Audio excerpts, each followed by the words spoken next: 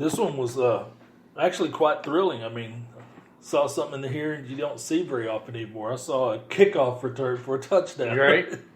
I mean, most people just bomb these things out of the back of the end zone, but Jamal Agnew, man, took it 100 yards to answer the Jake Elliott field goal, and this one was just, you kept waiting for the Eagles to bury these guys, but they're just, Nelson Aguilar is just keeping on dropping key passes for the second week in a row.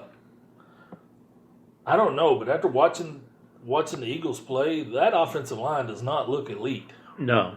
I mean, to lose back-to-back games, at home, and I mean, think about it, they are now 1-2, and I mean, the Cowboys are up.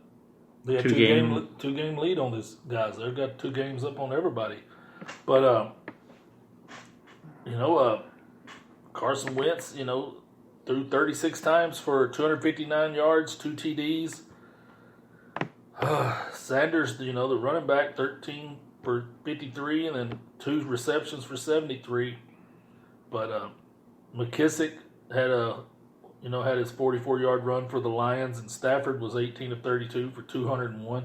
Not seeing a lot of the gunslinging Matthew Stafford this year. No, he's kind of tamed it down a lot this year. The game goes to special teams, and kicking that 100. It's part of it, man. That's what can you say, Right. I mean, that was just jumped them right back in the game, and this was a road win too for the Lions. So 2-0, 2 games of back-to-back. 2-0-1, man. Yeah. After that first game tie with the Cardinals, and like, okay, these teams are pitiful, but man, here they go. They are on 2-game winning streak. And to get a win in Philly is not the easiest thing to do. It's not easy at all. Ask any Cowboy or Giants or Redskin fan how hard it is to win there. It's not easy at all. The fumbles hurt the Eagles. That hurt them, but the Eagles actually didn't run the ball bad. 4.2 yards per carry. The Lions 3.1.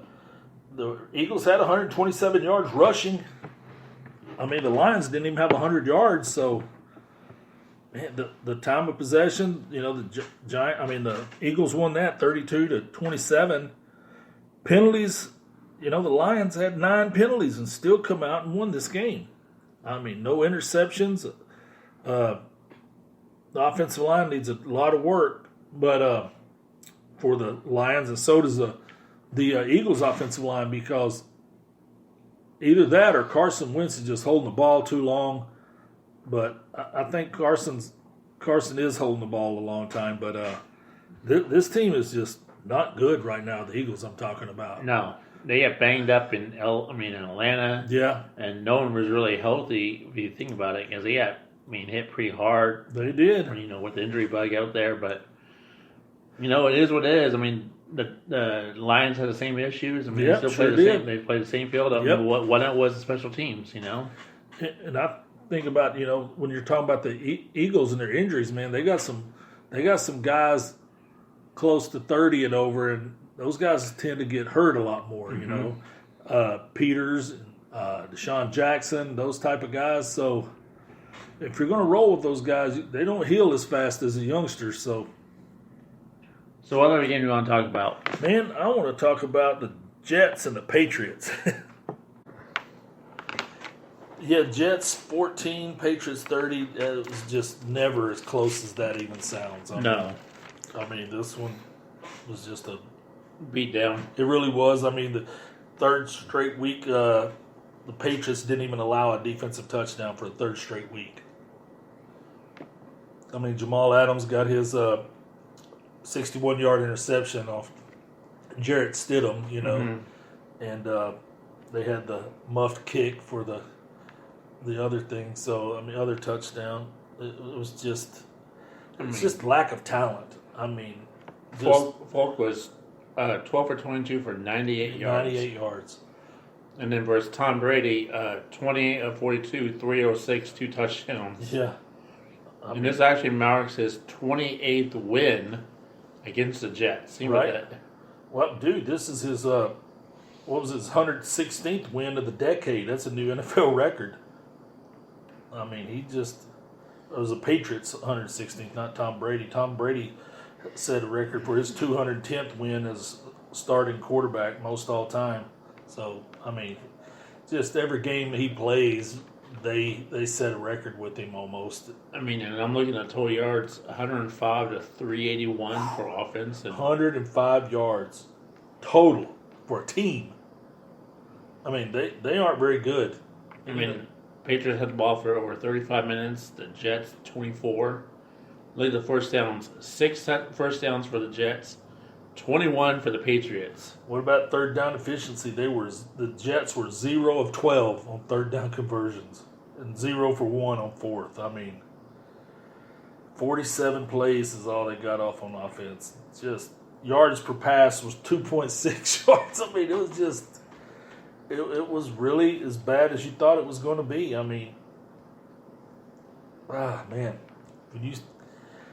I know they're missing their starting quarterback and their backup, but surely you could have got Le'Veon, more involved or tried to scheming when he could get mismatched on some linebackers or something. But I'm just thinking this, Falk was a deer in headlights, against that defense because they can really dial it up.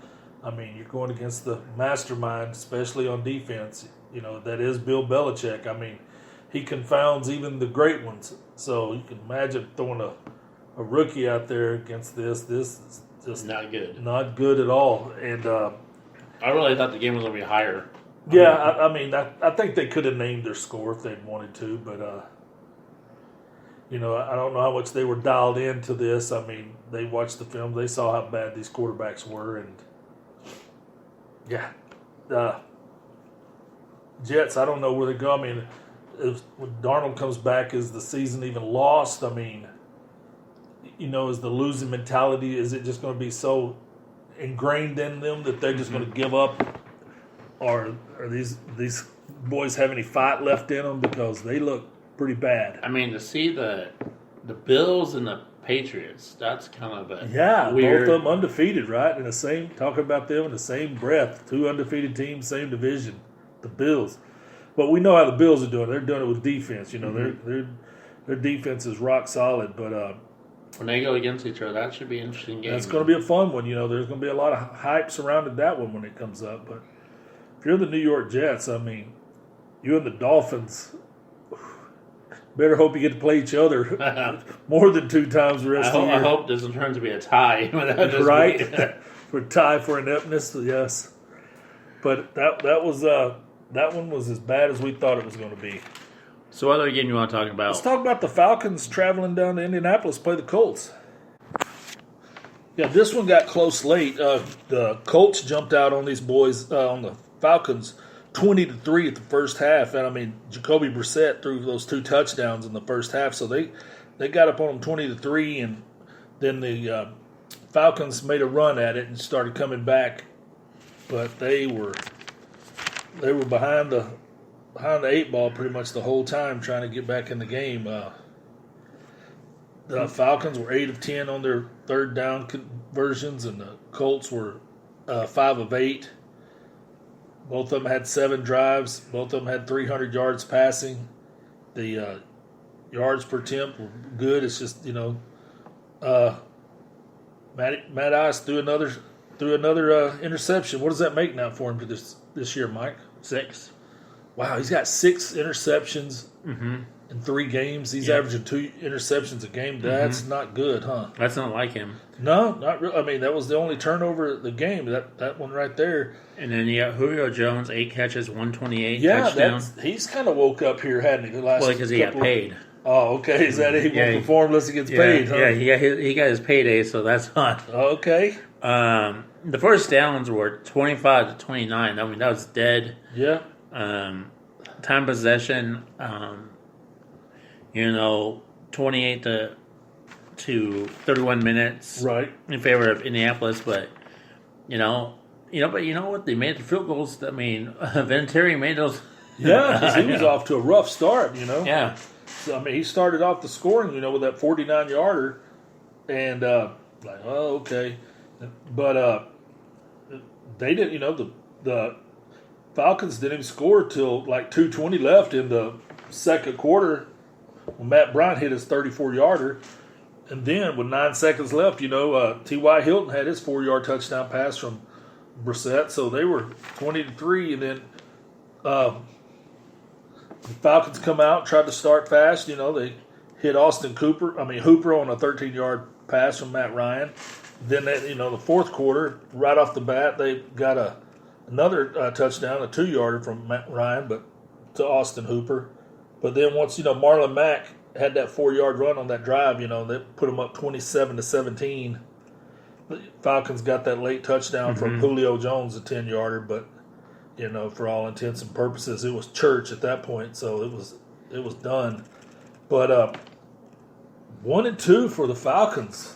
Who saw that coming? Not me.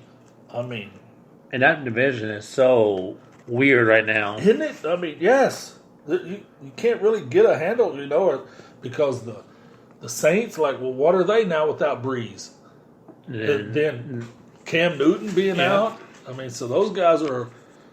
I don't know what their identity is, and then Tampa Bay's Tampa Bay. Yeah, but. I mean, they made it close yesterday, but yeah, man, I just didn't see with all the weapons that the Falcons have, with Dante Freeman, and Julio Jones and Ridley and all on those receivers. I'm like, how are y'all this bad? Having a losing record, but I think a lot of it, they tend to be soft on the offensive line. They've never been all that physical. But, T.Y. Hilton got hurt yesterday, so we'll have to see how long he's out for the Colts. But Colts played a tough game at home. They're settling in with Jacoby Brissett now, and we're going to see how far he can take that because that division's totally up for grabs too. So what other game you want to talk about? The next one let's talk about, Michael, let's talk about Raiders and Vikings. How about that? Well, this one was a rout. I mean, it was over by halftime. I mean, the Vikings beat them 34-14, and they were winning 21-7 at half. I mean, it was pretty bad. I mean, Dalvin Cook, the NFL's leading rusher with 375 yards already in 3 weeks. He went for 116, and this one 16 carries, 110 yards, third straight week over 100 yards. I mean, man, if you're playing fantasy football, this guy's just getting you all kinds of points, huh? Yeah, and then also on the other end for the Raiders, Jacobs 10 rushes for 44 yards. They just didn't. They got behind so bad they couldn't run the ball. And Derek Carr doing his normal throwing, not doing his, So who would have thought? I mean, I really thought the Raiders would have been better this year. I mean, they beat the Broncos and they had that battle in Kansas City, and then, I guess Kirk Cousins stepped up today, mistake-free football. That's what you need out of this guy if you're going to win. I mean, pretty pedestrian, 15-21, 174 yards and a touchdown. He didn't kill you. I mean, but like I said, this game was over by halftime pretty much. I mean, it was just cut. At the first quarter, Adam Thielen had the 35-yard pass for a touchdown for Kirk Cousins, and then they come back with Dalvin Cook's 1-yard run, and Thielen again had a 1-yard run. So by the time J.J. Nelson scored on his 29-yard pass from Derek Carr, it was done. Yeah, it was done. Dan Bailey added some field goals in the fourth quarter. Then finally, Terrell Williams had an 11-yard touchdown pass from Derek Carr. But 34-14, it wasn't good. I know the Raiders need some talent, but they've had some premium picks, but first downs wasn't even close. Third down efficiency, the Raiders were 3 of 11, and the Vikings were over 50% on theirs, 385 yards to 300. Passing, the Raiders actually passed for more, but 4 sacks, 28 yards. The penalties. You know, they had 84 yards in penalties, and then they had, you know, the one turnover.